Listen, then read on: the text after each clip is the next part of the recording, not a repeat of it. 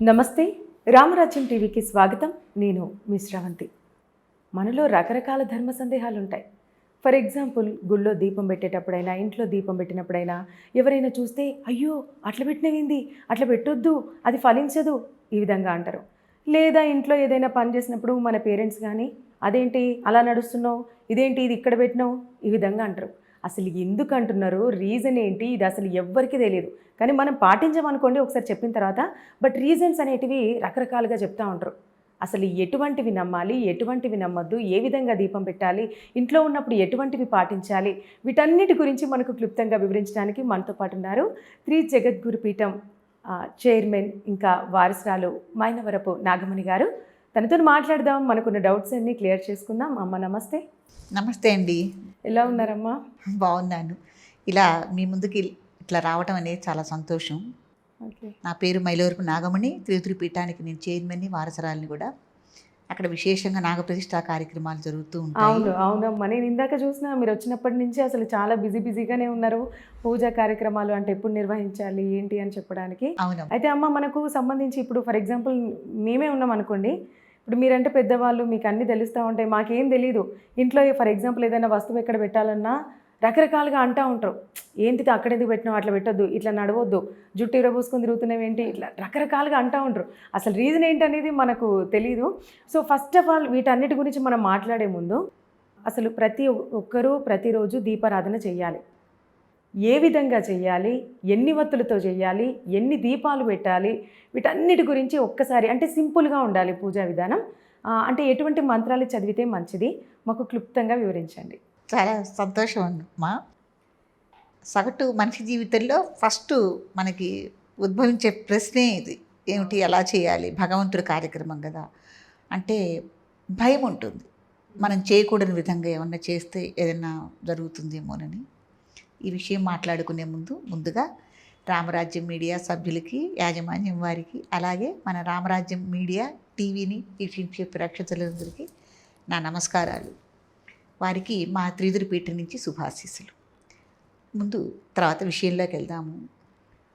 ముందు ఎంత హడావిడి జీవితంలో అయినా మనం ఉరుకులు పరుగులు పెడుతూ ఉంటారు. దానికి భగవత్ కార్యం చేయటానికి తగిన టైము అనేది కేటాయించుకోవటం అనేది చాలా కష్టం అవుతూ ఉంటుంది. ఏం అవసరం లేదమ్మా, భగవంతుడికి మనం 32 సేవలు చేయాలి అంటారు. 32 అధమాధమ 32 సేవలు చేయాలి అంటారు. మనకి పీఠాల్లో కానీ, దేవాలయాల్లో కానీ, ఎక్కడైనా కానీ, ఏ దేవతామూర్తినైనా ఇదే విధానంతో మనం 32 సేవలుగా స్వామివారిని కొలవటం అనేది జరుగుతుంది. అధమానంగా మనం ఎన్ని చేయగలం? స్వామివారి సేవల్లో 32 సేవల్లో ఎన్ని చేయగలం? 5 ఆచరించుకుంటే సరిపోతుంది. స్వామివారికి దీపం పెట్టడం, నైవేద్యం పెట్టడం, పువ్వు పెట్టడం, నమస్కరించుకోవటం. రోజు పెట్టాలా నైవేద్యం? మన వీలుని బట్టి.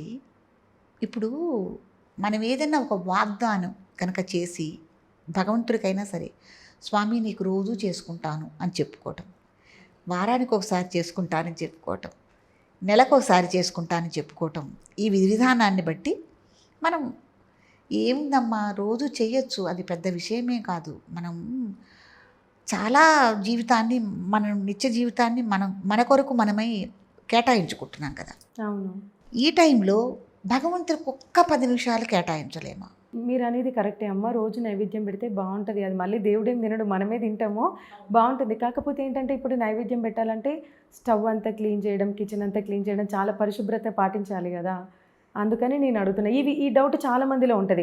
అంటే ఎవరికైనా సరే దేవుడికి నైవేద్యం పెట్టాలని ఎవరికైనా ఉంటుంది. అమ్మో ఇప్పుడు ఈ పనులన్నీ చేయాలని మిగతా పనులతోని ముడిపడి ఉంటుంది. అవును. సో అందుకని చెయ్యాలని అనుకున్నా చేయలేరు. నెలకు ఒకసారో వారానికి ఒకసారో చేస్తూ ఉంటారు. ఏది వీలు కాని పరిస్థితుల్లో ఏదైనా ఫలం పెడతా ఉంటారు. అయితే భగవంతుడు నైవేద్యం విషయానికి వచ్చేసరికి గుళ్ళల్లో అయినా ఇంట్లో అయినా కూడా అవసర నైవేద్యం, ఓకే, మహాభోగం, మహానైవేద్యం, ఇవి 3 రకాలుగా మనం పెట్టుకుంటాం. అవసర నైవేద్యం అంటే పాలు, పళ్ళు, పంచదార, బెల్లము మనకు అందుబాటులో ఏవి ఉంటే అవి. భోగము అంటే దద్దోజనం, పులిహార, పొంగలి, లేకపోతే ఏదైనా గారెలు, విశేషంగా ఏదైనా పిండి వంట చేసి పెట్టేదాన్ని భోగము అంటారు. మహానైవేద్యము అంటే మనం ఏదైతే అన్నాన్ని వండుతామో ఆ అన్నము, కూరలు, తర్వాత నెయ్యి కంపల్సరీగా అఫికరించి ప్రతిరోజు పెట్టేదాన్ని మహానైవేద్యము అంటారు. పెట్టొచ్చా అట్లా అన్నము మనం వండుకున్న అయ్యో, కూర? ఏ గుళ్ళల్లో అయినా, ఏ ఇళ్లల్లో అయినా, ఇళ్లల్లో గుళ్ళల్లోనే కాదండి, ఏ ఇళ్లల్లో అయినా దేవతార్చనలు ఉంటాయి. ఆ, ఈ కుటుంబాల్లో దేవతార్చన అనేది ఉంటుంది. ఆ దేవతార్చన చేసినప్పుడు రోజు స్వామివారి పిండి వంటలు చేసి పెట్టడం అంటే అది అసాధ్యం. ఏదైతే మనం తింటున్నామో అది మహానైవేద్యం అంటారు. అంటే అన్నము, కూరలు, పప్పు, నెయ్యి, అది మహానైవేద్యం. ప్రతిరోజు మనం పెట్టవలసింది మహానైవేద్యం. విశేషమైన రోజుల్లో పండగలు, పబ్బాలు, లేకపోతే ఏదైనా ఒక శనివారమును, శుక్రవారమును అలా చూసుకుని విశేషంగా పొంగలో, పులిహారో, దద్దోజనమో ఏదో విశేషమైనవి చేసి పెట్టడం అనేది భోగాలు అంటారు. విశేషమైన రోజుల్లో, పర్వడి రోజుల్లో మనం ఎన్ని భోగాలు చేసైనా స్వామివారికి పెట్టచ్చు, ఒకటే పెట్టాలని. కానీ ఈ భోగాలతో పాటు మహానైవేద్యం మటుకు కంపల్సరిగా పెట్టి తీరాలి. దేవుడికి మనం పెట్టకూడదు ఒకటే, చిన్న ఉల్లిగడ్డ, పెద్ద ఉల్లిగడ్డ అంటారు కదా, ఆ, అవి వేసి కూరలు వండినవి స్వామివారికి పెట్టడం అనేది నిషిద్ధము. ఓకే. అట్టాగే మనం ఏదైనా యజ్ఞయాగాది క్రతువులు ఇంట్లో, మనం ఏదైనా సత్యనావ్రతం కానీ, వరలక్ష్మి వ్రతం కానీ, ఏదైనా వ్రతాలు, పుణ్యస్త్రీలు ఆచరించే వ్రతాలు, ఈ రోజున మనం చిన్న ఉల్లిగడ్డ, పెద్ద ఉల్లిగడ్డ మనం తినటం కానీ, స్వామివారికి పెట్టడం కానీ నిషిద్ధము. ఎటువంటి పరిస్థితుల్లోనూ అవి వేసిన కూరల్ని మహానైవేద్యంలో అఫీకరించరాదు. Okay, okay. అయితే అమ్మ, అంటే ఇప్పుడు దేవుడికి మనం రోజు రెగ్యులర్గా పూజ చేస్తూ ఉంటాం కదా. ఇప్పుడు ఆడవాళ్ళకి రోజు తలస్నానం చేయాలంటే చాలా ఇబ్బందులు. అవును. మరి రోజు దీపం పెట్టాలని అనిపిస్తుంది. మరి దీపం పెడితే రోజు తలస్నానం చేయాలా? అస్సలు ఈ ఆలోచనే తప్పండి. పుణ్యస్త్రీలు అసలు ఎప్పుడు పడితే అప్పుడు తలస్నానం చేయరాదు. ఓకే. కంఠస్నానం వరకే చేయాలి. వాళ్ళు గృహస్థ ధర్మంలో, సంసార సుఖంలో ఉన్నారా, లేకపోతే పిల్లలతో ఉన్నారా, లేకపోతే బ్రహ్మచర్య వ్రతంలో ఉన్న, ఇవన్నీ కాదమ్మా. ఎవరైనా సరే కంఠస్నానం వరకే, తలస్నానం చేయరాదు. ఎప్పుడు పడితే అప్పుడు తలస్నానం చేయరాదు. తర్వాత తడి బట్టలతో పెడతారు, చాలా అపచారం. తడి బట్టలతో ఎప్పుడు దైవారాధనలు చేయరాదు. ఉతికి ఆరేసిన బట్టల్ని మటుకే మనం కట్టుకుని దైవారాధన చేయాలి. తలస్నానం ఎప్పుడు పడితే అప్పుడు చేయాల్సిన అవసరం లేదు. ఎలా కంఠస్నానం చేసి, ఇన్ కేస్ అమ్మ, ఇప్పుడు నాన్ వెజిటేరియన్స్ ఉంటారు. ఫర్ ఎగ్జాంపుల్ నిన్న ఎగ్ కర్రీ సంథింగ్ ఏదో నాన్ వెజ్ తిన్నారు. ఇప్పుడు ఇవాళ దీపం పెట్టాలంటే తలస్నానం చేయాల్సిందేనా? అవసరం లేదండి. అవసరం లేదా? అస్సలు అవసరం లేదు. దానికి దీనికి సంబంధమే లేదు.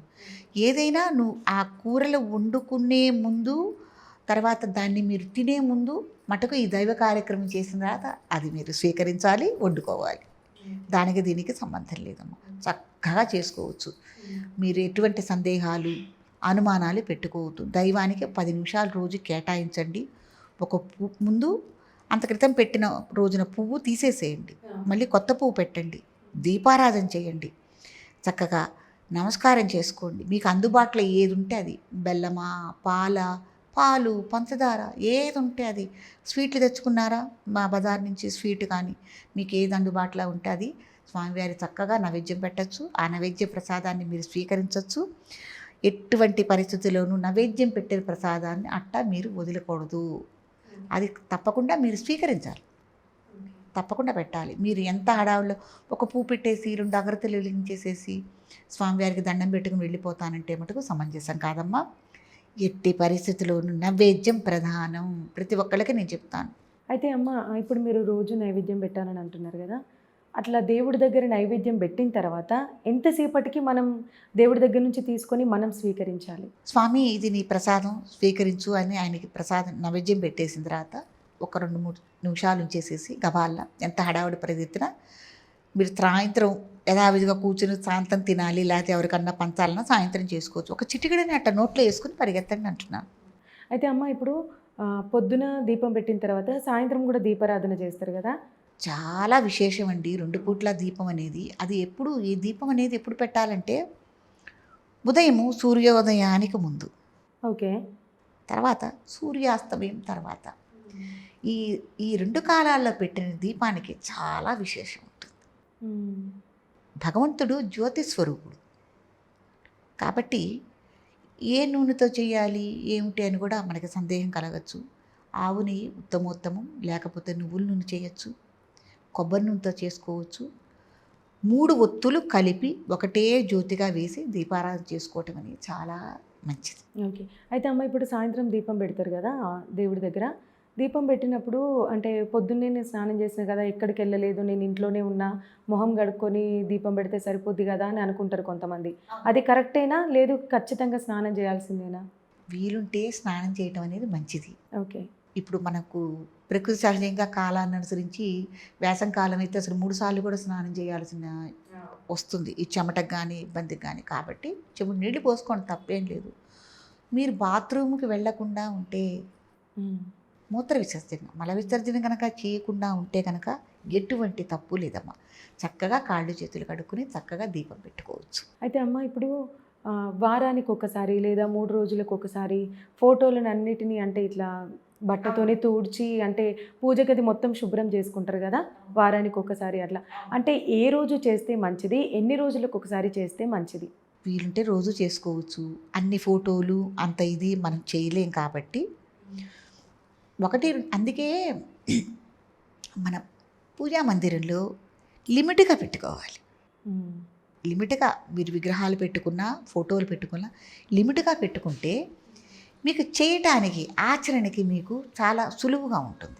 కాబట్టి వీళ్ళతో తక్కువగా మీ ప్రధాన దైవం ఏదైతే మీరు ఆరాధన చేసుకుంటారో ఆ మూర్తిని మీరు పెట్టుకుని సేవించుకోవటం, దానివల్ల మీరు చేసుకునే పనికి కూడా మీకు చాలా తేలిగ్గా ఉంటుంది. కాబట్టి మీరు వారంలో ఒకసారి తప్పకుండా చేసుకోవచ్చు. ఎట్లా అంటే తెల్లారితే శుక్రవారం అయితే గురువారం నాడు సాయంత్రం పూట శుభ్రం చేసుకుంటే పొద్దున్నే శుక్రవారం నాటికి మీకు అంత శుభ్రంగా ఉంటుంది. అలా చేసుకోవటం అనేది మంచి పద్ధతి. ఓకే. అంటే అమ్మ ఇప్పుడు దేవుడికి దీపం పెట్టిన తర్వాత ఆ ఇంట్లో వస్తువులు ఏమి బయటికి వెళ్ళొద్దు. ఫర్ ఎగ్జాంపుల్ ఎవరైనా వచ్చి డబ్బులు అడిగినా ఇవ్వద్దు అని అంటారు. అట్లా ఇవ్వద్దా? అది అట్లాంటిది ఏం లేదండి. సాయ సంధ్యాకాలం టైంలో ఇవ్వద్దు. ఎటూ కానీ అసుర సంధ్యాకాలం టైంలో ఇవ్వద్దు. పొరపాటును కూడా మంగళవారం నాడు మీరు ఎవరి దగ్గర డబ్బులు తీసుకోవద్దు, ఎవరికి ఇవ్వవద్దు. మంగళవారం నాడు చేయకూడని పని మట్టుకు చేయవద్దు. ఏంటివి చేయకూడని పనులు మంగళవారం రోజు? ఎవరికి డబ్బులు ఇవ్వటం, ఓకే, మన చేతితో డబ్బులు ఇవ్వటం, డబ్బు తీసుకోవటం, ఇవి చేయకూడదు.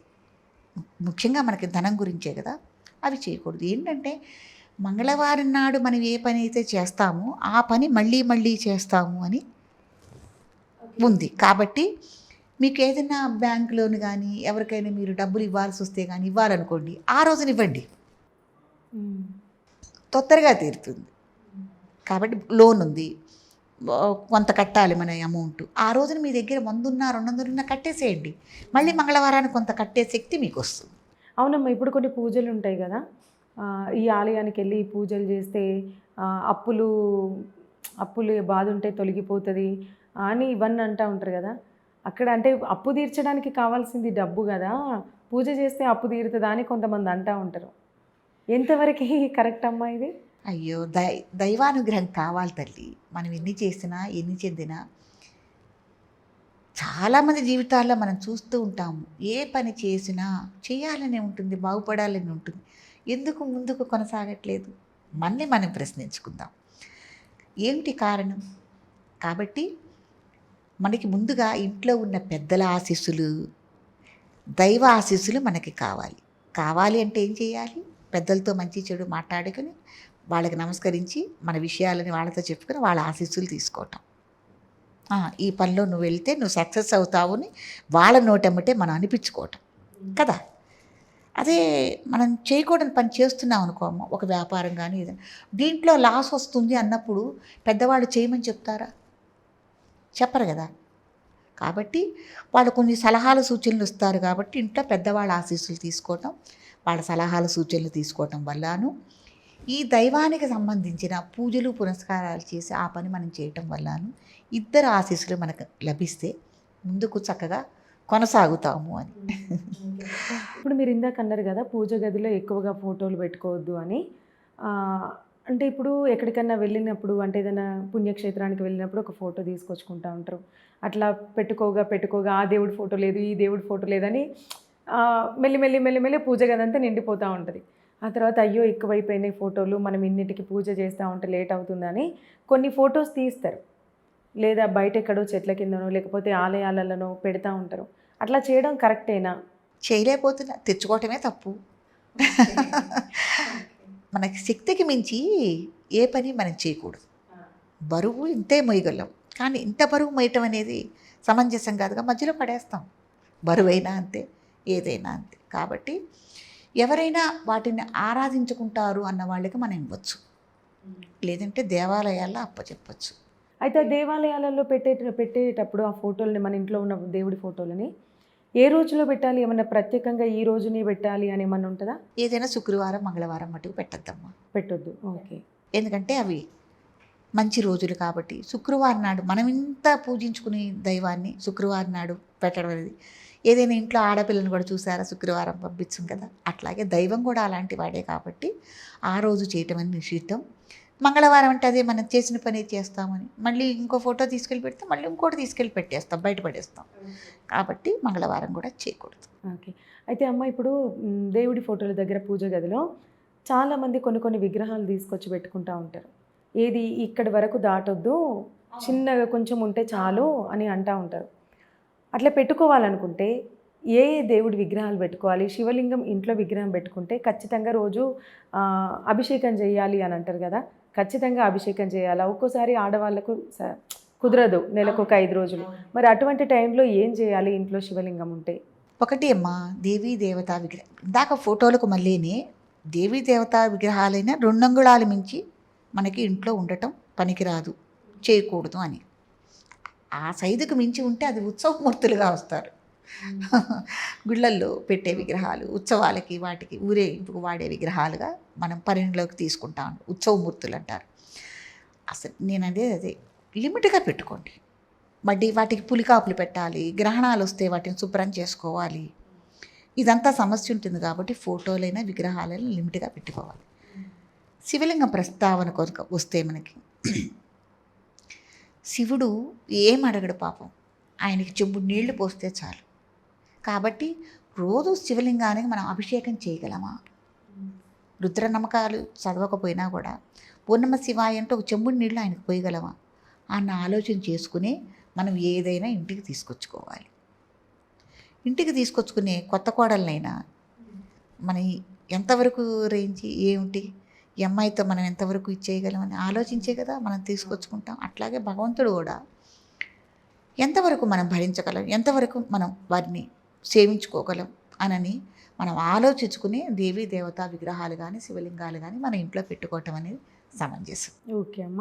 అయితే ఈ పూజా విధానానికి సంబంధించి చివరి ప్రశ్న, ఇంట్లో పూజ గదిలో ఖచ్చితంగా ఉండాలి ఈ దేవుళ్ళ ఫోటోలు అని అనుకున్నప్పుడు ఎటువంటి దేవుళ్ళని పెట్టుకుంటే మంచిది? అంటే ఐ మీన్ ఏ దేవతామూర్తులను పెట్టుకుంటే మంచిది? అస్సలు ఈ ప్రశ్నకి సమాధానం చెప్పడం చాలా కష్టమండి. అంతేనా? ఒకటే, అందరి దేవుళ్ళు ఒకటే. మీకు ఏ దేవీ దేవత మీకు ప్రాణప్రదము, వంశదేవతలు, కులదేవతలు, ఇష్టదైవాలు ఉంటాయి మనకి.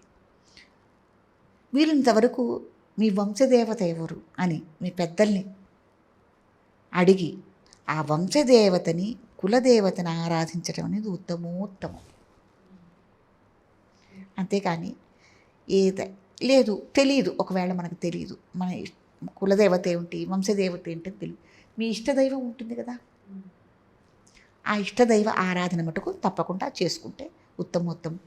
అందరినీ మనం కొలిచి చేయటం వల్ల ఒకటేనండి, ఏదైనా మంత్రం ఉంది, ఒకే మంత్రమూర్తిని ఆరాధించాలి, ఒకే దేవత ఉంది, ఒకే దేవతామూర్తిని మనం ఆరాధించి సేవ చేయటం వల్ల మనకు ఒక పవర్ వస్తుంది, ఓకే, శక్తి అనేది వస్తుంది, ఒక మంత్రశక్తి, దైవశక్తి వస్తుంది. కాబట్టి మనం అన్ని రకాలుగాను మనం ప్రయాణం చేయాలంటే చాలా కష్టము, చేయలేము కూడా, ఓకే, ఆచరణ సాధ్యం. మీరు ఇందాక ఒక్క ప్రశ్న అడిగారు, ఒకవేళ ఇంట్లో ఆడవాళ్ళకి ఇబ్బంది వచ్చినప్పుడు ఒకవేళ మనం శివలింగాన్ని కానీ దైవారాధన కానీ ఇంట్లో ఉన్న విగ్రహాలకు కానీ ఎలాగూ ఏమిటి అంటే, ఎవరైతే ఇంట్లో మనం పిల్లలు కానీ మగవాళ్ళు కానీ తెలిసిన పిల్లలు కానీ మగవాళ్ళు కానీ ఉంటారు కదా, వాళ్ళు తప్పకుండా ఆచరించుకోవచ్చు, ఓకే, చేసుకోవచ్చు. అంటే అమ్మ ఇంకొక ప్రశ్న, మనం పూజ గదులు అంటే రోజు దీపారాధన తర్వాత ఆ, ఎటువంటి శ్లోకాలు చదివితే మంచిది? ఆంజనేయుడి స్తోత్రమా, గణపతి స్తోత్రమా, ఖచ్చితంగా అంటే గాయత్రి మంత్రమా? అంటే ఏ శ్లోకాలు చదివితే మంచిది తప్పకుండా డైలీ? మంచిదమ్మా. మనం వైష్ణవ సాంప్రదాయం, శైవ సాంప్రదాయం రెండు ఉన్నాయి కదా. మీరు ఏ సాంప్రదాయంలో ఉన్నారో దాన్ని అనుసరించి మీరు పూజ చేసే ముందు మీకు గురువు కానీ, ఇందాక చెప్పినట్టు కులదైవం కానీ ఉన్నారు కదా, వాళ్ళని తలుచుకుని వాళ్ళ యొక్క శ్లోకం కానీ లేకపోతే ధ్యాన శ్లోకం కానీ ఏదైతే ఉందో దాన్ని మీరు చేసుకుని గణపతి గణపతి ముందు, శైవంలో ఉన్న వాళ్ళకి గణపతి ఆరాధన, గణపతిని స్తుతించుకుని చేయటం. వైష్ణవ సాంప్రదాయంగా ఉన్న వాళ్ళైతే విచక్షణ ఆరాధన చేసుకుని మనం పూజాది కార్యక్రమాలు మొదలుపెట్టుకోవాలి, గురువుని తలుచుకోవాలి. అట్లా మనం ఈ కార్యక్రమాన్ని అనేది ప్రారంభం చేసుకోవాలి. చాలా చక్కగా చెప్పారు. అంటే చాలామందికి రకరకాల డౌట్స్ ఉంటాయి పూజ చేసినప్పుడు. ఏం చేయాలి ఏంటి అనేది చాలా డౌట్స్ ఉంటాయి. అయితే ఇంకొక ప్రశ్న, అదే మీరు ఇప్పుడు అడిగారు కదా, ఏ స్తోత్రాలు చదవాలి ఏమిటి అని. అక్కడ కూడా ఇదే చెప్తున్నా. మీ వంశదేవత, కులదేవత ఎవరైతే ఉన్నారో, మీ ఇష్టదైవం అయితే ఎవరైతే ఉన్నారో వాళ్ళనే స్మృతించుకోండి. మీరు పూజ చేస్తారా, హోమం చేస్తారా, జపం చేస్తారా, లేకపోతే ఏది చేస్తారనేది ఏదైనా వీరికే చేసుకోండి. మీకు ఫలితాలు రేపటింపు శక్తి ఎక్కువ అవుతుంది. అయితే అమ్మ నేను ఇంకో ప్రశ్న అడగడం మర్చిపోయినా. రోజు దీపం పెడతారు కదా అమ్మవారికి, అంటే దేవుడికి పెట్టినప్పుడు కొంతమంది 2 దీపాలు పెడతారు. ఒక్కో దీపంలో 2 వత్తులేసి దీపం పెడతారు. కొంతమంది ఏమో ఒకటే దీపానికి 3 వత్తులేసి దీపం పెడతా ఉంటారు. అవును, అంటే ఎట్లా పెడితే కరెక్ట్? మనకి బ్రహ్మ విష్ణు మహేశ్వరులు ముగ్గురు అని మనం అనుకుంటుంటాం కదా. కాబట్టి ఈ ముగ్గురు జ్యోతి స్వరూపంలో ఉన్నారు. ముగ్గురిని సమాన భాగంగా మనం ఆరాధన చేస్తున్నాము అంటానికి నిదర్శనంగా 3 ఒత్తులు కలిపి ఒకే ఒత్తిగా చేసుకుని దీపారాధన చేసుకోవటం అనేది మంచి పద్ధతి. ఒకే దీపం, దానికి తప్పకుండా పసుపు, కుంకుమ, పువ్వు పెట్టాలి. ఫస్ట్ దీపానికే పూజ చేయాలి. ఫస్ట్ దీపం అలా వెలిగించి దానికి గంధము, కుంకుమ, పువ్వు కానీ ఏదన్నా పెట్టకుండా చేస్తే మటుకు చాలా తప్పు. ముందు దీపానికి పూజ చేసుకోవాలి. తర్వాత ఇంకొక దీపం పెడతారు అని మనకి ఈ 32 సేవలు అన్నాను. దాంట్లో ధూపం, దీపం, నైవేద్యం ఇవన్నీ వచ్చినాయి కదమ్మా. అందుకని ఇంకొక ప్రమిదలో కానీ ఇంకొక ఇట్లా హారతి ఇచ్చే దాంట్లో కానీ మనం ఒత్తి వేసుకుని, మళ్ళీ ఈ 3 ఒత్తులే వేసుకొని అది పక్కన పెట్టుకుని, ధూపం దీపం అంటాం కదా, దీపము అన్న ప్రస్తావన మంత్రం వచ్చినప్పుడు ఈ దీపాన్ని స్వామివారికి చూపించి పక్కన పెట్టుకోవాలి. అది 2వ దీపం. ఓకే. అయితే అమ్మ ఇప్పుడు కొంతమందికి ఇంట్లో దీపం పెట్టినప్పుడు ఒక్కొక్కరి ఇంట్లో ఒక్కో సైజు దీపాలు ఉంటాయి. ఏమంటారు, ప్రమిదలు. అవునండి, ప్రమిదలు, మట్టి ప్రమిదలు లేదా ఇత్తడివి అటువంటివి ఉంటాయి కదా. కొన్ని చిన్నవి ఉంటాయి, కొన్ని పెద్ద సైజు ఉంటాయి. అట్లా పెద్ద సైజు పెట్టుకున్న వాళ్ళు దీపం ఏంటంటే సాయంత్రం వరకు ఆ దీపం అట్లనే ఉంటుంది. అవునండి. సాయంత్రం ఏం చేస్తారు, స్నానం చేసినాక అందులోనే కొంచెం నూనె పోస్తారు. అవునండి. ఈ విధంగా చేయటం మంచిదేనా? అంటే పొద్దున వెలిగించిన దీపం సాయంత్రం వరకు ఉండటం మంచిదేనా? చాలా మంచిదమ్మా, ఉత్తమోత్తమం. అదే మీ అభిప్రాయం ఎలా ఉంది అని. ఒక 5 నిమిషాలు వెలగాల, లేకపోతే 10 నిమిషాలు ఎలా, సాయంత్రం దాకా వెలుగుతూ ఉండాలా అని చూసుకుని, ఒకవేళ ఈ దీపం సాయంత్రం దాకా అలాగే వెలుగుతూ ఉంటే దాంట్లో కొద్దిగా నూనె పోసుకుని దాన్ని కంటిన్యూ చేసుకోవటం అనేది ఉత్తమోత్తమం. చాలా థ్యాంక్ యూ సో మచ్ అమ్మాయి. చాలా చక్కగా చెప్పారంటే పూజ విధానం ఏ విధంగా చేయాలి, దీపం ఎలా పెట్టాలి, ఎటువంటి స్తోత్రాలు చదువుకోవాలి, అంటే ఏం చేస్తే మనకు మంచి జరుగుతుంది అని అనేది చాలా చక్కగా సింపుల్గా చెప్పారమ్మా. థ్యాంక్ యూ సో మచ్ అమ్మ. ఇక ధర్మ సందేహాల విషయానికి వస్తే చాలా రకాల డౌట్స్ ఉంటాయి ప్రతి ఒక్కరికి కూడా. అవునండి. ఇప్పుడు కొంతమంది ఏమంటారంటే ఆదివారము ప్రత్యేకమైన రోజు, అసలు ఆదివారం రోజు నాన్ వెజ్ తినడం కానీ, అంటే శుభ్రతగా ఉండాలి, ఇటువంటివన్నీ చెప్తూ ఉంటారు. కానీ మన వాళ్ళు ఏం చేస్తారు, ఆదివారం రోజే ఇంకా నైట్ సాటర్డే లేట్ నైట్ పడుకోవడం, ఆదివారం 10-11కి పొద్దున లేవటం, అవునండి, మొత్తం చికెన్ మటన్ అదంతా తినడం, ఇవన్నీ జరుగుతూ ఉంటాయి. అవునండి. మరి అసలు ఏది కరెక్ట్? ఆదివారం అంటే ఎటువంటి పనులు చేయాలి, ఎటువంటి పనులు చేయొద్దు? చాలా మంచి ప్రశ్న అమ్మా. చాలామంది తెలియక చేసేది, తెలిసి ఎవరు చేయరు. ఆదివారం, భానువారం అంటే సూర్యనారాయణమూర్తికి సంబంధించిన వారం. మనకి ఈ దేవీ దేవతా విగ్రహాలు కానీ ఆరాధన కానీ ఏమీ లేని టైంలో కూడా అనాది నుంచి ఆది మానవులుగా మనం ఉన్న టైం నుంచి కూడా ప్రత్యక్ష దైవాలు ఎవరు? సూర్యచంద్రుల్ని మనం ఆరాధన చేసుకుంటూ వస్తున్నాం. కాబట్టి ఆదివారం అనేది ఒక పవిత్రమైన రోజు. ఆ రోజున మాంసం తినటం కానీ, కళ్ళు సారాలు లాంటివి తాగటం కానీ, దాంపత్యం కానీ, తర్వాత అబద్ధాలాడటం అవంటారు కదా, ఆ పనులు కానీ ఏవి కూడా నిషిద్ధము. తర్వాత తలకి కొబ్బరి నూనె పెట్టుకోకూడదు, తలంటుకోకూడదు, తలంటు కూడా పోసుకోకూడదు ఆదివారం రోజున.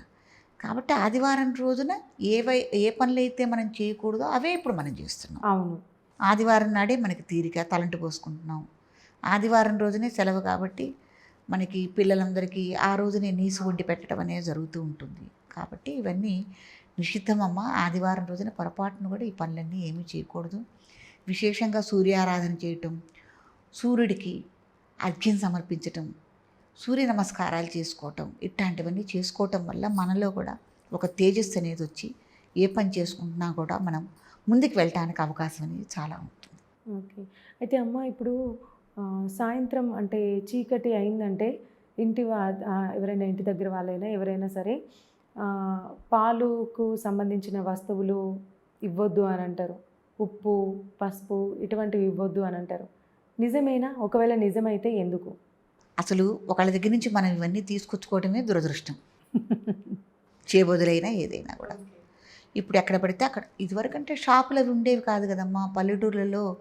కాబట్టి తెచ్చుకునే అవకాశం లేక దూర ప్రాంతం కాబట్టి ఇదివరకు ఏదైనా తీసుకొచ్చుకునేవాళ్ళు చేయబదులు. ఇప్పుడే ఉందండి, ప్రతి 2 ఇళ్ళకి 10 ఇళ్ళకి ఒక మధ్యన ఒక షాప్ అనేది ఉంటుంది. కాబట్టి అంత బదుళ్ళు అవసరం అనేది రాదు.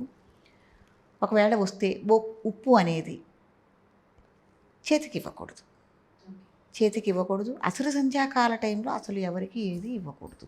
అంత టైం గడవనియండి, 7 అయిన తర్వాత అయితే ఇవ్వచ్చు. తోడుకి పాలు అని అడగకూడదు. పాలకి తోడు కావాలి, పెరుగు ఇవ్వండి అని అడగకూడదు. ఓకే. అది అడిగేవాళ్ళు అలా అడిగి తీసుకోకూడదు. ఓకే. ఇవ్వచ్చు. మనం కొద్దిగా మజ్జిగుంటే పోయండి అని అడిగితే వాళ్ళు మనం ఇవ్వాలి తప్ప మేము తోడేసుకుంటాము కాబట్టి మాకు కొద్దిగా పెరుగు ఇవ్వండి, మజ్జిగ ఇవ్వండి అని వాళ్ళు అడగకూడదు. మనం అట్లా అని ఇవ్వకూడదు. మజ్జిగ ఇవ్వచ్చు, ఏవైనా ఇవ్వచ్చండి. ఇచ్చిన దాన్ని మళ్ళీ తిరిగి తీసుకోవాలని ఆశించకూడదు. వాళ్ళు అడిగారు, పంచదార అడగని, మజ్జిగ అడగని, పాలు అడగని, ఏమన్నా అడగని ఇచ్చేయండి అంతే. అది మళ్ళీ చేబదులు అని మటుకు అనుకోవద్దు. ఒక డబ్బులు తప్ప మిగతా వేవి ఇచ్చినా కూడా చేబదులు అనుకోవద్దు, ఇచ్చేసేయండి. అయితే అమ్మ ఇప్పుడు ఈ మధ్యకాలంలో చాలామంది అది అంటే డెకరేషన్కో ఏమో తెలియదు కానీ చాలామంది ప్రతి ఇంట్లో కూడా ఎక్వేరియం పెట్టుకుంటున్నారు. అవునవును. మరి పెట్టుకుంటే కొంతమంది ఇంట్లో పెట్టుకుంటారు, మరి కొంతమంది బయట పెట్టుకుంటారు ఎక్వేరియం. అసలు పెట్టుకుంటే మంచిదే అని, ఎందుకంటే చేపలు ఎక్కువ కాలం బతకవు. 15 రోజులకు 10 రోజులకు ఒకటి అంటే అవి చనిపోతూనే ఉంటాయి, తెస్తూనే ఉంటారు. మరి మంచిదేనా అసలు ఎక్వేరియం ఇంట్లో పెట్టుకోవడం? ఎందుకండి, ఇప్పుడు ఆఫీసులు, సమస్యలు, ఉరుకులు పరుగులు పెడుతూనే ఉన్నాం. మీరు ఇంట్లో చేపలనే పెంచుకోండి, పిల్లుల్నే పెంచుకోండి, కుక్కల్నే పెంచుకోండి, చిలకలనే పెంచుకోండి. మధ్య రీసెంట్గా చిలకలు కూడా పెంచుకుంటున్నారు. మీరు ఏది పెంచుకున్నా కూడా ఒకటికొకటి మీకు భారమే. దాన్ని టైం టు టైం మీరు చూసుకుంటూ ఉండాలి. అవును. ఈ చేపల తొట్లో ఉన్న ఈ రంగురంగుల చేపలకి డైరెక్ట్గా ఆహారం అనేది ఏమి ఉండదు. మీరు గమనించండి, వాటికి ఒక ట్యాబ్లెట్లు ఉంటాయి చిన్న చిన్నవి. అవును, బాటిల్స్లో అవి వేయటమే వాటికి. అదే మన సముద్రాల్లో కానీ జలాల్లో సరస్సుల్లో ఉండే చేపలకి ప్రకృతి సహజమైన ఆహారం దొరుకుతుంది. వాటికి అవి ఏవి తినాలో అవి తింటాయి. కానీ వీటికి మనం అలా ఆహారం వేయలేం కదా. పరిశుభ్రమైన నీళ్ళల్లో అవి స్వేచ్ఛగా తిరుగుతూ ఉంటాయి, ఎంత దూరం ఏంటో.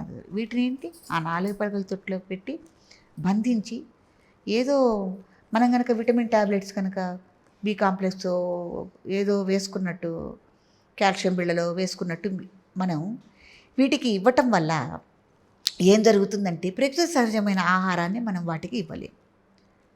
వీటికి రోగాలు ఎక్కువగా వచ్చే అవకాశం ఉంటుంది. వచ్చినప్పుడు ఇవి చనిపోవటం కూడా జరుగుతూ ఉంటుంది. ఏదైనా అదనపు జీవులు అనేవి మన ఇంట్లో చనిపోవటం అనేది కూడా చాలా దోషంగా మనం అవును. అవును. పరిగణకు తీసుకోవాలి. ఇప్పుడు ఏదైనా ఇంట్లో కుక్క కానీ పిల్లి కానీ లేకపోతే అన్ఎక్స్పెక్టెడ్గా వచ్చి ఏదైనా పక్షులు కానీ కాకులు కానీ కొన్ని చోట్ల పావురాలు కానీ వచ్చి చనిపోయినప్పుడు మనం దానికి ఒక కార్యక్రమం అనేది చేసుకోవాలని అనుకుంటున్నాం కదా. కాబట్టి ఇవి మన ఇంట్లో పెంచుకోవడం దేనికి, ఇవి మన ఇంట్లో మరణించడం దేనికి? అవును. దానికి మనం శ్రద్ధ చూపించలేకపోతే మళ్ళీ ఇబ్బంది. కాబట్టి వీలంతవరకు వీటిని పెంచుకోకుండా చక్కగా ఏ పార్కుల్లోనూ వీటికి సంబంధించిన ప్రత్యేకమైన ఉంటాయి. ఒక చేపల ఎగ్జిబిషన్ను, పక్షుల ఎగ్జిబిషన్ను పార్కులోనే ఉంటాయి కదా, అక్కడికి వెళ్ళి చూసి ఆనందించండి. ఇప్పుడు కొన్ని ఇళ్లలోకి పాములు వస్తూ ఉంటాయి చెట్లు ఉన్న దగ్గర. పాము వచ్చిన తర్వాత వదిలేయరు, ఎక్కడున్నా సరే దొరకబట్టి మరీ చంపుతూ ఉంటారు. ఆ చంపిన తర్వాత మళ్ళీ బాధపడతారు. మరి మీరు సర్పదోషాలు అవి ఎక్కువ చేయిస్తూ ఉంటారు కదా, అందుకని నేను మిమ్మల్ని ప్రశ్న అడుగుతున్నాను. అంటే పాముని చంపితే నిజంగానే అంటే పాపం తగులుద్దా? అంటే ఎందుకు అట్లా? అసలు ఈ సర్పదోషాలు అనేటివి వాస్తవమేనా? అంటే ఎటువంటి ప్రభావాలు చూపిస్తాయి ఇట్లా సర్పదోషాలు ఉన్నట్టయితే? ఒక పామునే కాదండి, దేన్ని మనం వధించినా, దాన్ని మనం రకరకాలుగా హింసించినా కూడా దోషమే. బల్లి విపరీతమైన దోషం. బల్లి విపరీతమైన దోషం. మహాపాతకాల్లో బల్లిని చంపితే మహాదోషం, గుడి కట్టినా పోదంటారు కదా. కరెక్టే అమ్మా. మీరు ఇప్పుడు ఈ మధ్యకాలంలో ఎట్లున్నదనంటే ఇప్పుడు బల్లిని చంపొద్దు పాపం పోనీ అది ఇది అని అనుకుంటే ఓ 10 బల్లులను తీసుకొచ్చి పెడుతుంది ఇంట్లో. అవునవును, వాటితో ఇబ్బందే కదా. తరమండి ఓకే. ఇంట్లోకి రాకుండా ఏదైనా అది పోయే మార్గాన్ని చూడండి. ఒక గుడ్డ కానీ క్లాత్ కానీ తీసుకుని చూసాను తోలితే బయటకు వెళ్ళిపోదు. వెళ్ళినప్పుడు మళ్ళీ అది లోపలికి రాకుండా డోర్లు వేసుకోండి. ఇప్పుడు మెష్ డోర్లు ఉన్నాయి కదా, వేసుకోండి. ఇక పామును చంపితే దోషం అంటే ఏది చంపినా దోషమే. కాబట్టి ఇది మళ్ళీ కాదు, ఇప్పుడు ఏంటంటే పాములు పట్టేవాళ్ళు ఉంటున్నారు ఎక్కడ పడితే అక్కడ. కాబట్టి సిటీల్లో అయినా మీకు ఎక్కడైనా అట్లాంటి పాము వచ్చింది అన్నప్పుడు వాళ్ళని పిలిపించి మీరు పట్టించి, కొంత డబ్బులు ఇచ్చైనా సరే పట్టించి ఎక్కడైనా దూరంగా వెళ్ళి వాళ్ళ చేత విడిపించే అవకాశాన్ని చేసుకోండి. అది మంచి పద్ధతి. ఓకే. అంటే సర్పదోషాలు ఉంటాయి అనే జాతకాలు చూపించినప్పుడు ఏవి మంచి జరగకపోతే జాతకం చూపించినప్పుడు అంటారు, నీకు ఇప్పుడు కాదు ఎప్పటిదో ఉంది సర్పదోషము, నువ్వు ఈ పూజలు చేయాలి అంటారు కదా. అసలు ఏంటి సర్పదోషము అంటే? ఎందుకు అట్లా ప్రభావం అంటే ఎటువంటి ప్రభావాలు చూపిస్తూ ఉంటాయి? సర్పదోషం వల్ల ఒకటి అరా కాదండి, మన జీవితంలో నిత్య జీవితంలో ప్రతి కుటుంబంలోనూ ఏ అయితే బాధలు పడుతున్నారో, అంటే ఆ బాధలు ఏవైనా కానీ ఏ సమస్యలైనా కానీ అవన్నీ సర్పదోషాల కిందే పరిగణనలోకి వస్తాయి. మీకు సంతానం లేదా, దంపతుల మధ్య సఖ్యత లేదా, లేకపోతే కుటుంబ సభ్యుల మధ్య సఖ్యత లేదా, ఆకస్మిక ధన నష్టం వస్తుందా, లేకపోతే ఏ పని చేయాలన్నా కూడా ముందుకు వెళ్ళలేకపోతున్నారా, పిల్లలు చదువుకోవటం లేదా, ఉన్నత చదువులు చదువుకుని కూడా ఉద్యోగ అవకాశాలు రావట్లేదా, ఏదైనా విదేశయానం చేసి అక్కడ చదువు కోసమునో ఉద్యోగం కోసమునో వెళ్ళాలనుకుంటున్నారా, లేకపోతే పిల్లలు పుట్టిపోతున్నారా, గర్భస్రావాలు అవుతున్నాయా, లేకపోతే ఇంకా ఏ సమస్యలైతే మీకున్నాయో, ఎదుగుదల లేదా, లేకపోతే ఎవరికైనా అప్పిస్తే రావట్లేదా, అనవసరంగా మీరు ఏమన్నా అప్పులు చేయవలసిన పరిస్థితి వస్తుందా, ఏ సమస్యలైతే మీరు ఇంట్లో అనుభవిస్తున్నారో అవన్నీ కూడా సర్పదోషాల కిందే మనం పరిగణనలోకి తీసుకోవాలి. ఓకే. అంటే వాటికి సంబంధించిన పూజలు చేస్తే తగ్గిపోతాయా? చాలా నివారణ అవుతాయి. అట్లా నివారణ అవుతాయని అలా ఆచరించిన వాళ్ళు వచ్చి మళ్ళీ మనకు చెప్పటం వల్ల మేము ఇలా చేసి వచ్చాము, మాకు ఇట్లా జరిగిందని వాళ్ళ బంధువులకి స్నేహితులకి వాళ్ళు చెప్పుకుని మళ్ళీ వాళ్ళందరూ ఆచరించడం వల్లే మనకి ఈ విషయాలన్నీ కూడా తెలుస్తున్నాయి. ఓకే. అయితే అమ్మ ఇప్పుడు మీరు సర్పదోషాల గురించి చెప్పారు బాగా.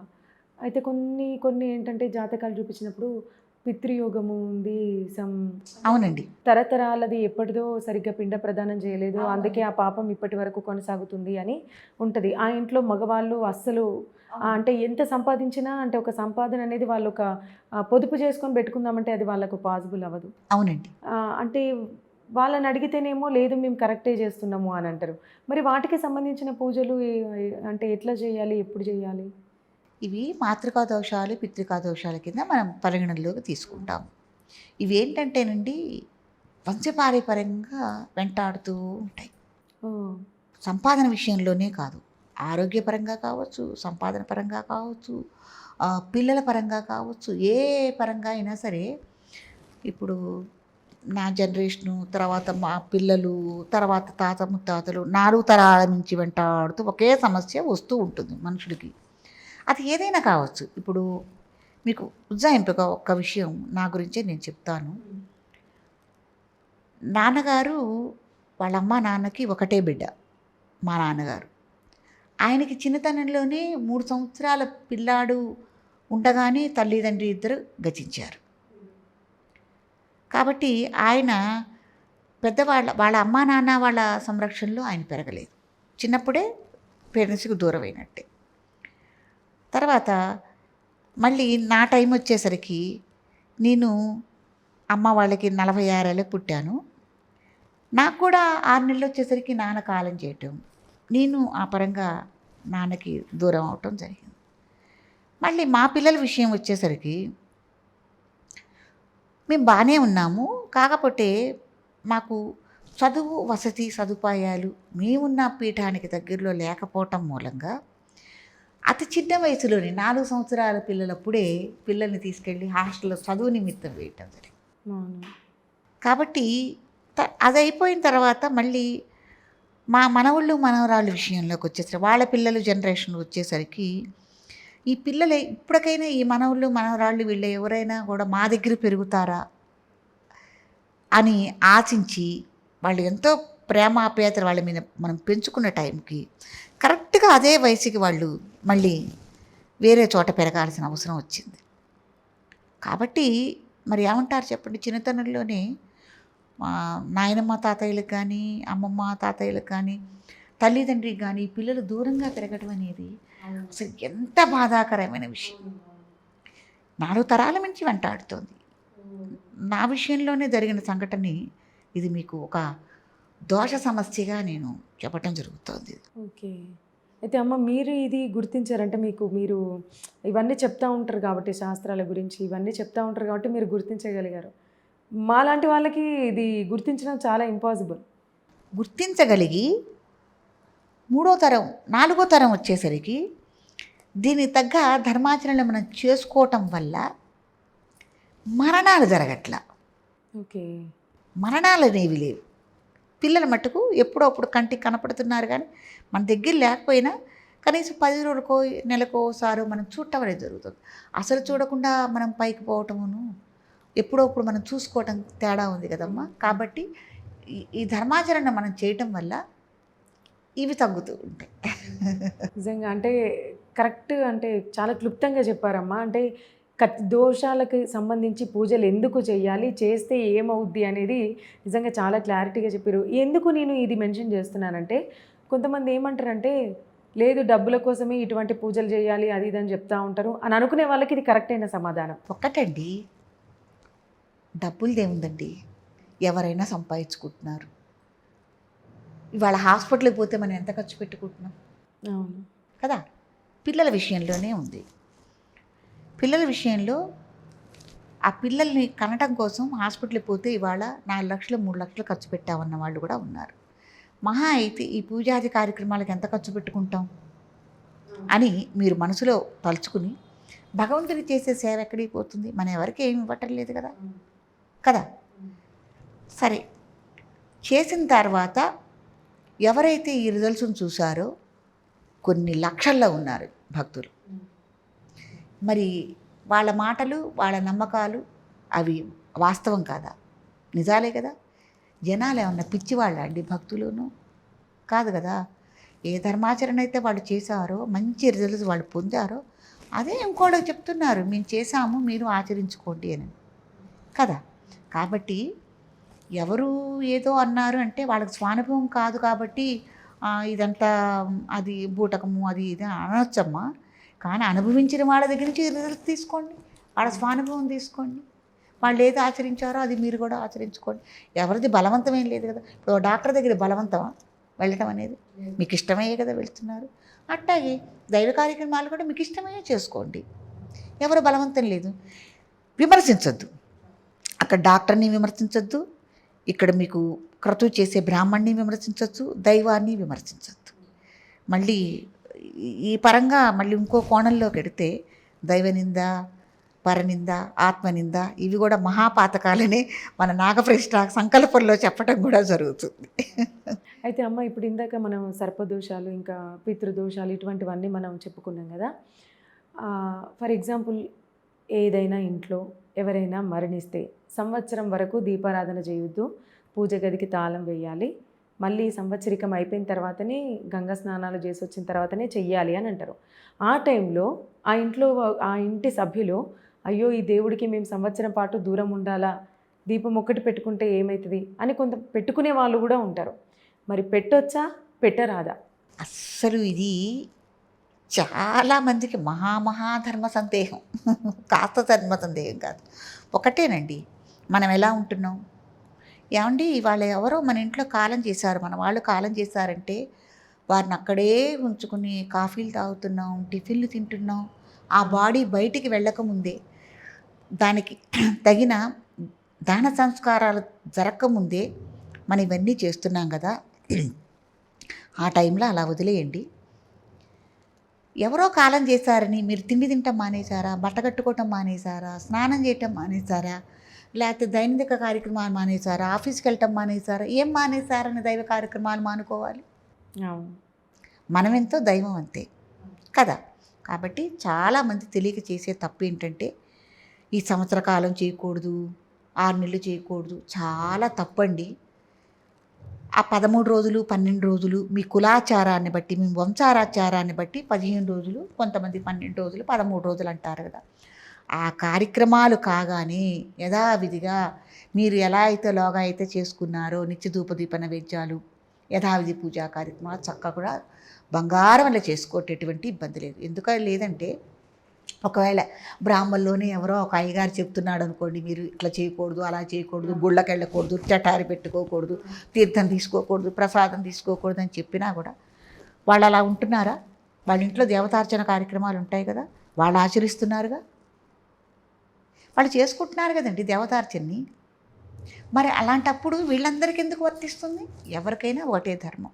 కాబట్టి ఎవరైనా కాలం చేశారని దైవారాధన కార్యక్రమాలు ఆపుకోవటం అనేది చాలా తప్పమ్మా. తప్పకుండా చేసుకోవచ్చు. చేసుకోవటం వల్ల ఏం కలుగుతుందంటే ఎవరైతే కాలం చేశారో వాళ్ళకి పుణ్యలోకాలు లభిస్తాయి. తప్పకుండా చేసుకోవాల్సింది, పుణ్యలోకాలు లభిస్తాయి వాళ్ళకి. కాబట్టి చేసుకోవాలి.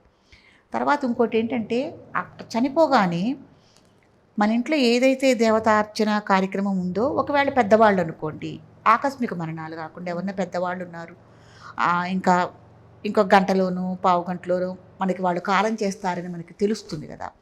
తెలిసినప్పుడు ఏ దేవతార్చన అయితే మనకు ఉందో, ఏదే దేవీ దేవతా విగ్రహాలు అయితే మనకు ఉన్నాయో వాటిని వెంటనే ఆరాధన చేయటానికి ఈ మైల రాదు కదా, ఎవరైనా పక్కింటి వాళ్ళు ఉంటారు కదా, వాళ్ళకి వాళ్ళ ఇంటికి పంపించడం అనేది జరుగుతుంది.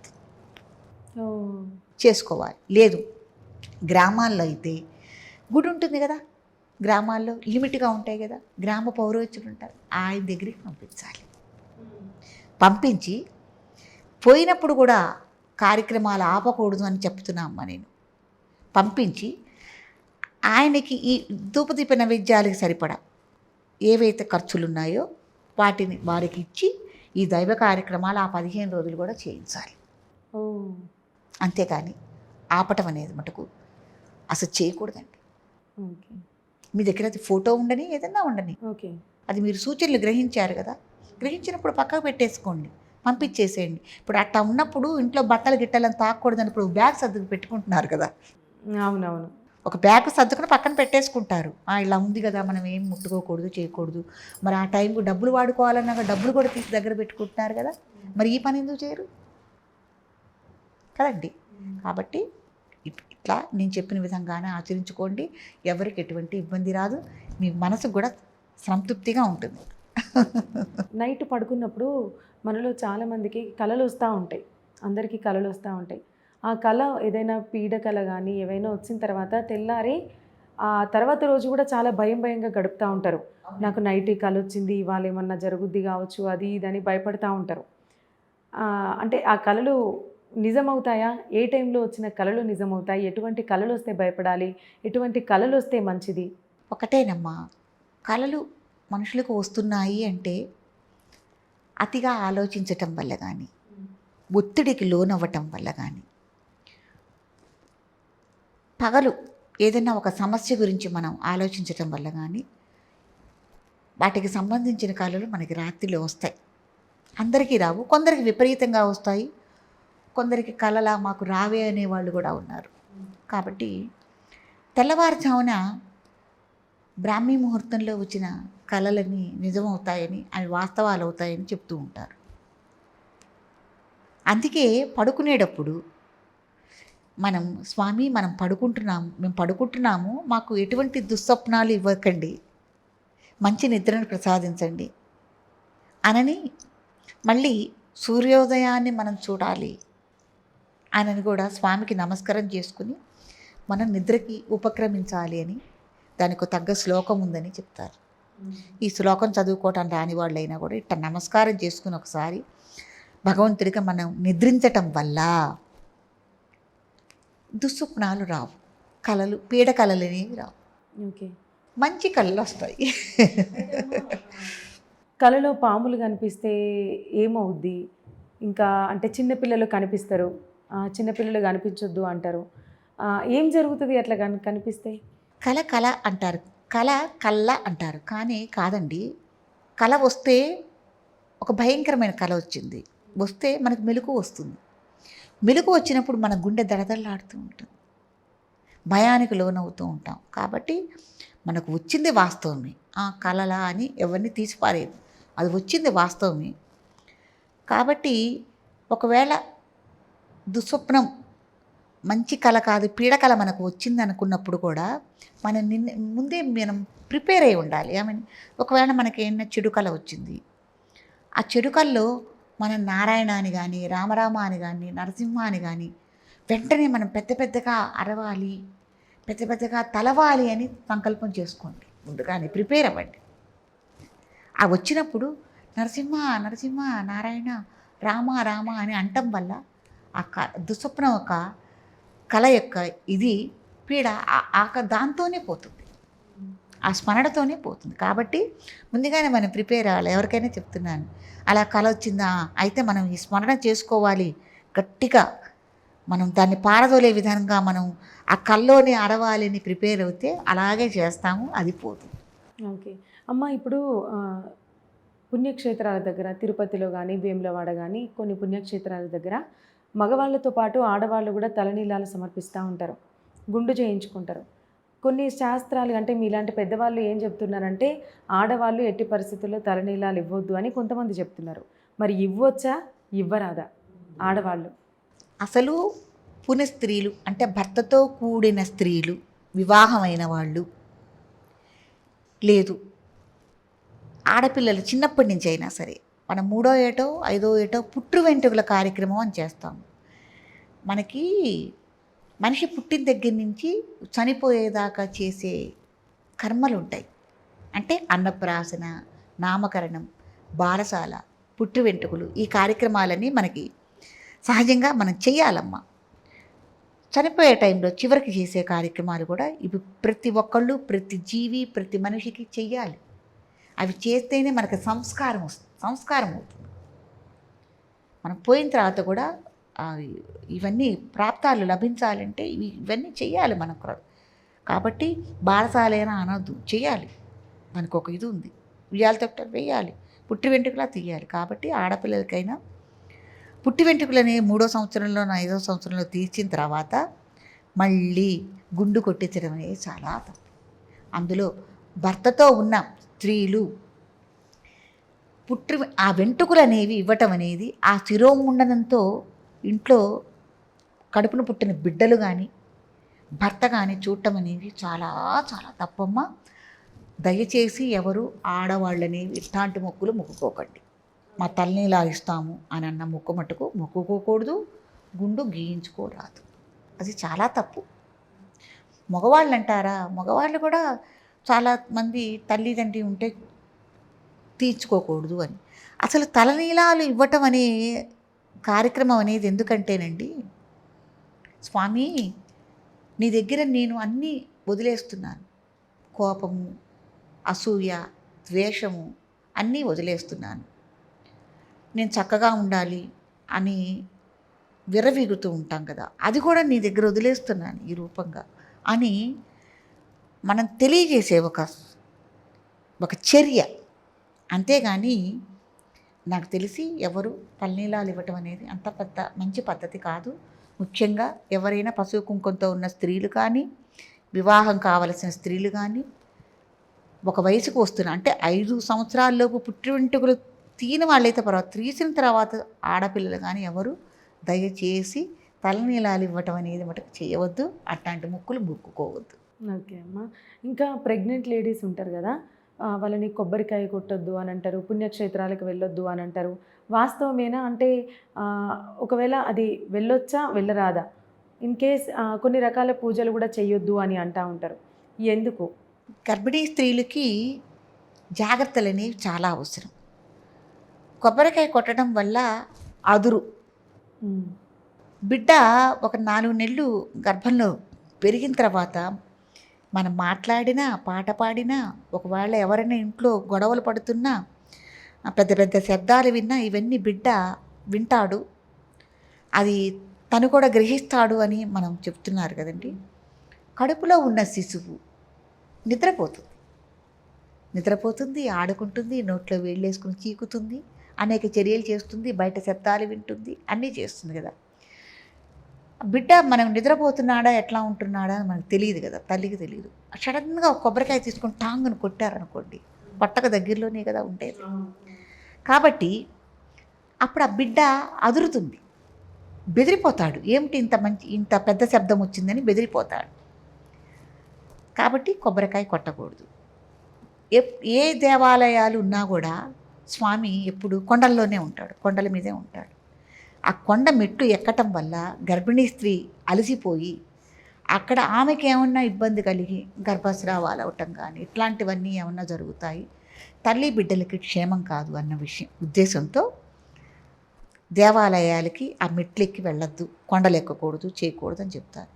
ఇప్పుడు ఏ దేవాలయాలకు వెళ్ళాలన్నా, ఎంత కొండల మీద స్వామి ఉన్నా, హిమాలయాల్లో ఉన్నా కూడా చక్కగా రోడ్లు వసతులు అన్నీ ఉన్నాయమ్మా. చక్కగా గర్భిణీ స్త్రీలు చక్కగా దేవాలయాలకు వెళ్ళొచ్చు, పూజాది పునస్కారాలు చేసుకోవచ్చు, చక్కగా భగవంతుని సేవించుకోవచ్చు, నామస్మరణ చేసుకోవచ్చు. మీరు భగవత్ ఆరాధన ఎంత చేస్తారో అంత మంచి చక్కటి యోగ్యుడైన ఈ ప్రపంచానికి పనికొచ్చే ఒక మహత్తరమైన బిడ్డని మీరు కంటారు. ఓకే. కాబట్టి గర్భిణీ స్త్రీలు ఎందుకు చేయకూడదు అన్నారంటే ఈ కారణం చేత చేయకూడదు అన్నారు. అలసిపోతారు, వాళ్ళకి స్ట్రెయిన్ అవుతారు, తల్లి బిడ్డలకి ఏమన్నా ఇబ్బంది అవుతుందన్న విధంతో చేశారు. కొన్ని నోములు వ్రతాలు ఆచరించకూడదు కొన్ని ఉన్నాయి, అవి చేయకూడదు. నిత్యం చేసే దైవారాధన కానీ, దీపారాధన చేసుకోవటం కానీ, నిత్య ధూపదీప నైవేద్యాలు కానీ అన్నీ చేసుకోవచ్చు అండి. గుళ్ళల్లోకి వెళ్ళొచ్చు, మీ గొంతనామాలు చెప్పుకోవచ్చు, పుట్టే బిడ్డ క్షేమం కోసం కూడా చెప్పుకుని పూజాది కార్యక్రమాలు చేయించుకోవచ్చు, తీర్థప్రసాదాలు తీసుకోవచ్చు, అన్నీ చేయొచ్చు, తప్పేం లేదండి. అయితే అమ్మ, ఇప్పుడు ఇంట్లో కొన్ని మనం వచ్చి అంటే పిల్లలు కానీ ఎవరైనా ఏదైనా పనులు చేస్తూ ఉంటే అట్లా చేయొద్దు, తప్పు, దరిద్రం అని అంటూ ఉంటారు. అసలు ఈ పనులకు వీళ్ళు చెప్పే వాటికి కొన్ని పొంతన లేదు అని అనిపిస్తూ ఉంటుంది. ఫర్ ఎగ్జాంపుల్, ఆడవాళ్ళు పగిలిన గాజులు వేసుకుంటే మేనమామలకు మంచిది కాదు అని అంటారు. బట్టలు ఉతికిన నీళ్ళు కాళ్ళ మీద పోసుకోవద్దు అని అంటూ ఉంటారు. కాళ్ళు రాపిడి చేసుకుంటూ నడవద్దు అని అంటూ ఉంటారు. తల మీద చేయి పెట్టుకోవద్దు అంటారు. ఇట్లాంటివి అసలు 1, 2 కాదు, చాలా ఉంటాయి. ఇవన్నీ నమ్మొచ్చా అసలు? చేతులకి పగిలిపోయిన చిట్లిన గాజులు వేసుకోరాదు అంటే, చిట్లిన గాజులు నిజంగానే వేసుకోకూడదమ్మా. అది అమంగళం. పెద్దవాళ్ళు ఏది చెప్పినా కూడా మన మంచికి, మన జాగ్రత్త కోసమే చెప్తారు. చిట్లిన గాజులు వేసుకోవటం వల్ల మనకైనా కూడా ఒక్కొక్కసారి ఆ చిట్లిన గాజులోంచి ఒక గాడి అనేది ఏర్పడుతుంది. అది మనకి చేతులకి ఎప్పుడైనా ఆ చర్మం పట్టినప్పుడు మనం తీయాలన్నా కూడా చాలా ఇబ్బంది అయ్యి అది మనకి రక్తస్రావం అవుతుంది, మనకే గుచ్చుకుంటుంది చిట్లిన గాజు వల్ల. ఆ చిట్లిన గాజులు వేసుకుని ఎవరైనా మనం ఒక పసిబిడ్డని ఎత్తుకుంటే ఇట్లా ఈ భాగంలో ఆ చిట్లిన గాజు ఆ బిడ్డకి తగిలి అక్కడ కూడా ఇదే పరిస్థితి మనకు వస్తుంది. దంపతులుగా ఉన్నప్పుడు కూడా ఈ చిట్లిన గాజులు వేసుకుని మనం ఉండటం వల్ల కూడా అప్పుడు ఇద్దరికీ కూడా ఆ ప్రమాదం అనేది జరిగే అవకాశం అనేది ఉంటుంది. తర్వాత పడుకున్న తర్వాత కూడా ఈ చిట్లిని గాజు పగిలి ఒక్కొక్కసారి మనకి మంచంలో ఉండి అది మనకి గుచ్చుకునే అవకాశం కూడా ఉంటుంది. ఆ చిట్లిని గాజు నుంచి చిన్న చిన్న రణాలు కంటిలో నడుసులాగా ఏర్పడి భూమి మీద పడితే మనకి ఈ రోజులు ఈ మార్బుల్ మీద వాటి మీద పడితే, ఇదివరకు అలికిన నేలలు కాబట్టి భూమిలోకి వెళ్ళిపోతాయి అనుకునేవాళ్ళం, నేలలో అలుకుతాం కాబట్టి. ఇప్పుడు ఆ అవకాశం లేదు కదా. అవి మనకి నలుసై మనకు అరికాళ్ళల్లోనే గుచ్చుకునే అవకాశం కూడా ఉంటుంది. కాబట్టి పెద్దవాళ్ళు ఏది చెప్పినా కూడా జాగ్రత్త కోసమే చెప్తారు. దాన్ని నిషిద్ధం చేయకూడదు అనే ఒక నియమం కనుక పెడితే దాన్ని చేయకుండా ఉంటారు. కాబట్టి ఈ చిట్లిన గాజులతో ఈ రకమైన బాధలు పడి స్వానుభవంగా పొందిన వాళ్ళు చాలామంది ఉంటారు. కాబట్టి దాని విషయంలో అదేనమ్మా, చిట్లిన గాజు వేయకూడదు. ఇక మురికి బట్టల నీళ్ళు, బట్టల జాడిచ్చిన నీళ్ళు కాళ్ళ మీద పోసుకోకూడదు. మనం విడిచిన బట్టల్లో చెమట ద్వారా కానీ లేకపోతే బయట తిరిగి వచ్చిన వాతావరణం వల్ల కానీ బురద వల్ల కానీ ఏదైనా కానీ ఆ బట్టల్లో ఉంటుంది. అవి మనం జాడిస్తాం. జాడించటం వల్ల దానిలో కొన్ని క్రిమి కీటకాదులు ఉంటాయి, సూక్ష్మజీవులు ఉంటాయి. అవి మనం పాదాల మీద పోసుకోవటం వల్ల కింద నుంచి పైకి ఎక్కి మనకే హానికరం. కాబట్టి అలా పోసుకోవటం వల్ల దారిద్ర్యము అని అంటే అది నిషేధిస్తారు అన్న విషయంతో దేన్నైనా సరే సంపత్తో కలిపి, డబ్బుతో కలిపి, బంగారంతో కలిపి చెబితే తప్పకుండా ఈ నియమాన్ని పాటిస్తారు, ఆరోగ్యంగా ఉంటారు అని చెప్తారు. తర్వాత శ్రీ మహాలక్ష్మి కూడా ఇష్టపడదు. ఎప్పుడైనా అమ్మవారు మనం చక్కగా నగలు పెట్టుకోవాలని, నవ్వుతూ ఉండాలని, పువ్వులు పెట్టుకోవాలని, మంచి మంచి రంగురంగు వస్త్రాలు ధరించాలని, అలా అమ్మ మన్ని అలా చూస్తేనే సంతోషిస్తుంది. చాలామంది ఇది అలంకరించుకుంటే ఇదా అని, గాజులు వేసుకుంటే ఇదా అని అంటే లక్ష్మీదేవి చూడలేదు. ఎట్లా అంటే అమ్మ, తల్లి ఒక బిడ్డని ఎంత అందంగా చూస్తే సంతోషిస్తుందో అమ్మ కూడా అలాంటిది. అప్పుడు ఆవిడ ఇష్టపడుతుంది, ఇష్టపడి ఆవిడ నివసిస్తుంది మన ఇంట్లో. కాబట్టి ఈ ఉతికిన బట్టల నీళ్లు మనం కాళ్ళ మీద పోసుకోవటం అనేది మంచి పద్ధతి కాదు. ఇంకా ఆ కాళ్ళకి వీలైతే చక్కగా పసుపు రాసుకోండి, క్రిమికీటకాదులన్నీ పోవటానికి. కాబట్టి అది కూడా మనం చేయకూడదు. భూమి మీద దబదబలాడుతూ నడుస్తుంటారు కొంతమంది, నిదానంగా నడవరు. నడక అనేది ఎలా ఉండాలి అంటే చాలా సున్నితంగా హంసలాగా నడవాలి, పాదాలు శబ్దం కాకూడదు అని మనకు చెప్తారు. అలా నడవటం వల్ల ఒక అందం ఉంటుంది, ఒక హొయలు వస్తుంది మనుషులు. ఆ నడకను చూస్తే ఒకళ్ళు నడిచే నడకను చూస్తుంటే చాలా అసలు ఎంత అందంగా నడుస్తున్నారు అనిపిస్తుంది. దబాదబా నడవండి, ఎలా ఉంటుంది, ఒక మొగరాయిలాగా ఉంటుంది. ఆడవాళ్ళ విషయంలో అయితే రే మొగరాయిడల్లే నడుస్తుంది, మొగరాయిడల్లే ఎగురుతుంది, కొంతమంది ఎగురుతూ నడుస్తారు. అలా మీరు కనిపించటం వల్ల అసభ్యంగా ఉంటుంది, చూడటానికి ఇంపుగా ఉండదు. కాబట్టి అట్టా మందగమనంతో నడవాలి, ఏనుగల్లి హంసల్లి చక్కగా అట్టా నడిస్తేనే అందంగా ఉంటుంది. కాబట్టి అట్టా నడవకూడదు. తర్వాత మనం అలా నడిచినప్పుడు కూడా భూదేవి అదురుతుంది, భూమాత అదురుతుంది. మనం భూమాత మనం భరించకపోతే, మనం ఇట్లా మొయ్యకపోతే మనం జీవరాశులందరం ఉండం, మనం మనుగడ లేదు. కాబట్టి అట్లా నడవటం వల్ల ఆవిడకి కూడా చికాకు అనిపిస్తుంది.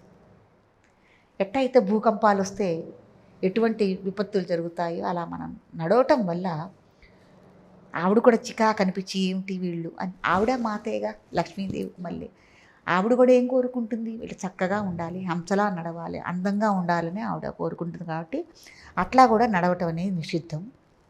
కొంతమంది ఏంటంటే ఇంట్లోంచి బయట నుంచి ఇంట్లోకి నడిచేటప్పుడు తప్పకుండా గుమ్మం మీద కాలేసే యువతలకు వస్తారు, తొక్కుకుంటూ నడుస్తారు. అది కూడా చాలా తప్పండి. గుమ్మం అనేది శ్రీ మహాలక్ష్మి, దాన్ని ఎప్పుడైనా మనం పసుపు కుంకాలతో పువ్వుతో పూజించుకోవాలే కానీ గుమ్మం మీద పట్టికగా కాలేసి నడవటం అని నేను చాలామంది ఆడవాళ్ళల్లో చూశాను. అలా అటువంటి తప్పు మట్టుకు దయచేసి చేయొద్దమ్మా, అలా చేయకూడదు. తర్వాత గుమ్మాలకి ఇట్లా తన్నుకుంటూ నడుస్తారు. మనం ముందు వేళ్ళని కాళ్ళని గుమ్మాన్ని టక్కని తగిలితే కానీ నడవరు. కాబట్టి ఎందుకు నడుస్తారో అర్థం కాదు, గుమ్మాన్ని ఎందుకు దాటలేరో అర్థం కాదు. నాకు చిత్రం అనిపిస్తుంది. పర్టికులర్గా గుమ్మం మీద కాలేసి నడుస్తారు, గుమ్మాన్ని తన్నే నడుస్తారు. గుమ్మానికి చీపిరేసి ఊడుస్తారు, కసువు ఎత్తారండి. ఈ గదిలోంచి ఆ గదిలో కసువు ఎత్తాలంటే కొంతమంది ఈ కసువు మొత్తం గుమ్మం మీద అవతలకు ఊడుస్తారు. అరే నేను చాలామందికి చూసి చెప్తాను, ఇదేంటి అక్కడే పోజేసుకోండి, ఎత్తుకోండి, అంతేగాని గుమ్మం మీదకి కసువు ఎత్తడం ఏంటి? కాబట్టి ఇట్లాంటి పనులన్నీ చాలా చేయకూడదమ్మా. పెద్దవాళ్ళు ఏది చెప్పినా కూడా మీకు చేదస్తంగా ఉన్నా కూడా దాంట్లో ఆరోగ్యమే ఉంటుంది, దాంట్లో మనకి సిరి సంపదలే ఉంటాయి. థ్యాంక్ యూ అమ్మ. అంటే ఇటువంటి ధర్మ సందేహాలు ఇంకా ఉన్నాయి.